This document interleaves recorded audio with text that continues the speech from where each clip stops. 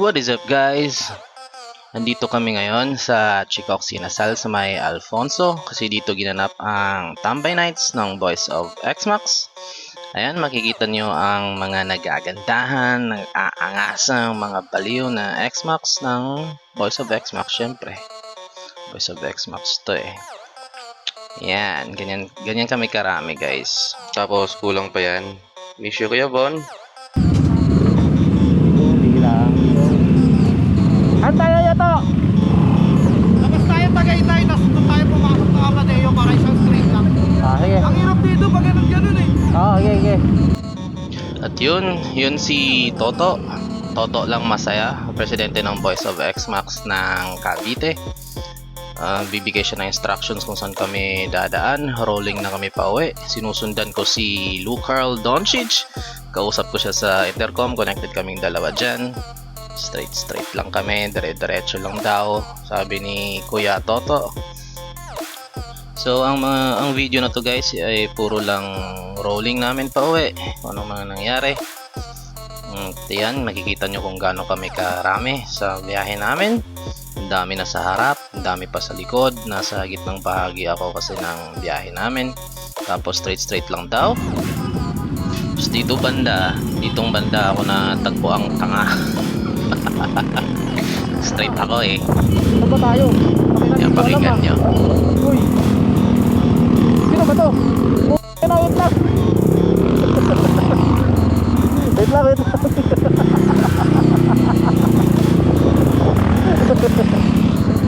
Wait lang!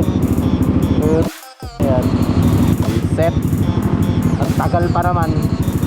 So yun, after how many years nag-green din ang traffic light. Nag-green din pero may sisingit pa na dyan, kaya syempre okay lang. So yun, naging tanga tayo konti doon, pero di ko naman kasalanan yun eh. Sabi kasi ni Kuya Toto, dire-diretso lang eh. Kung kaya mong isisi yung katangahan mo sa iba, isisi mo na, di ba? So yan, dito ako inantay nila Kuya Toto, ni Walnut, Kuya Celso, ni Lucarl Doncic, tsaka ni Rick. Hindi ko sure kung si Rick yan eh, pero yan, inantay nila ako dyan. Sila ba kaya mga kasama ko sa next ride papuntang Bicol or saan man? Malalaman natin yan. So dito may nag-antay ng mga nag-antay sa akin. Ayan, antayan talaga kami guys dahil sa akin. Sorry guys, and thank you pa rin. Thank you, solid kayo. Solid kayo talaga. Sana lagi-lagi ganito, no? Kahit every month. So dito na part nagpapa-video si Lucarl Doncic. Ayan.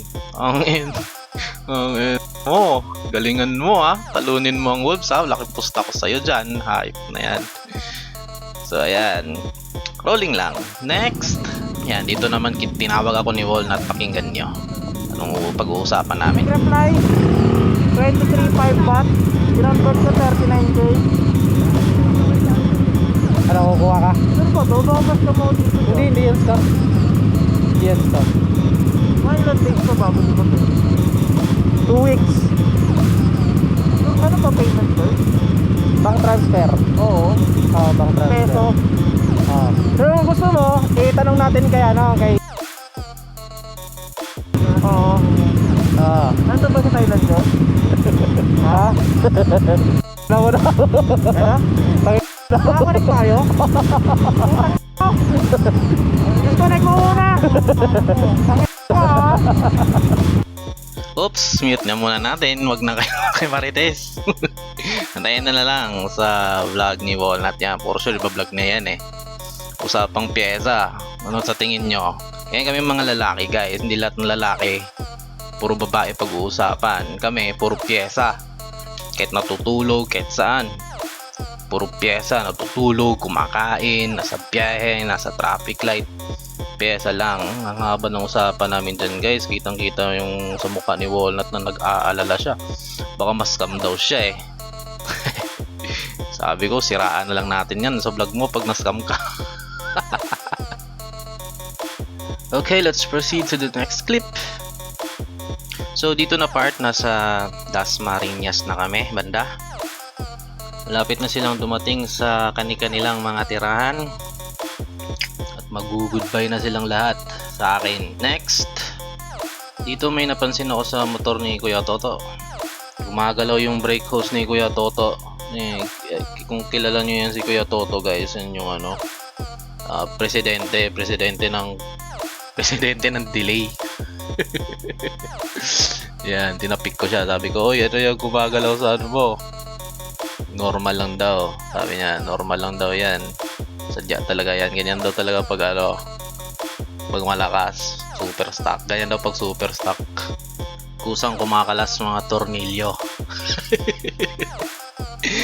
Joke lang yato. Joke lang.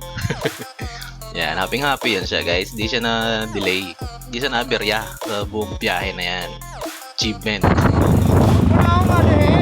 Magkaroon ng aberya, okay na yan.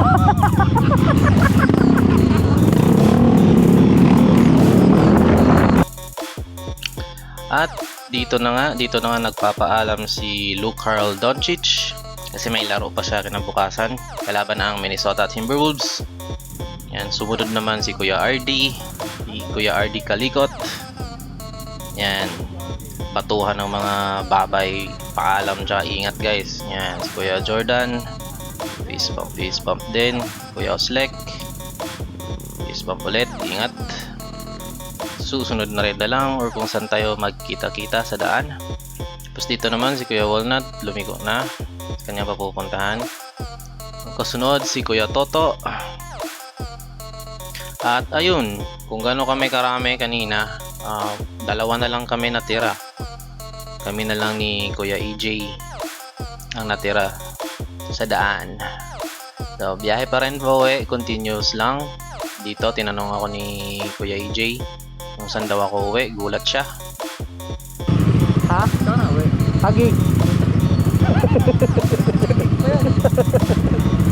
Layo pa. Sabay kita sa bote. Okay tayo.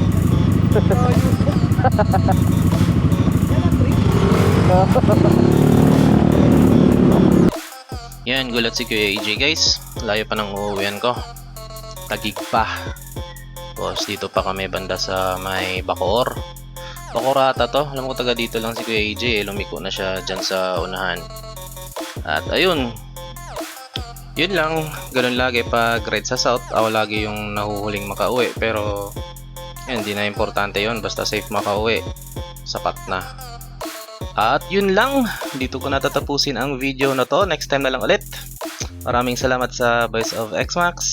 Salamat din sa admin ko sa THDM Elites na si Dudoy sa pag-aasikaso lagi ng unit ko. Ako nga pala si Dan Hells ang nagsasabing sa pagmumotor, kahit saan ka man papunta, huwag kalimutang magdasal bago sumampa. Hanggang sa susunod nating pagkikita, paalam!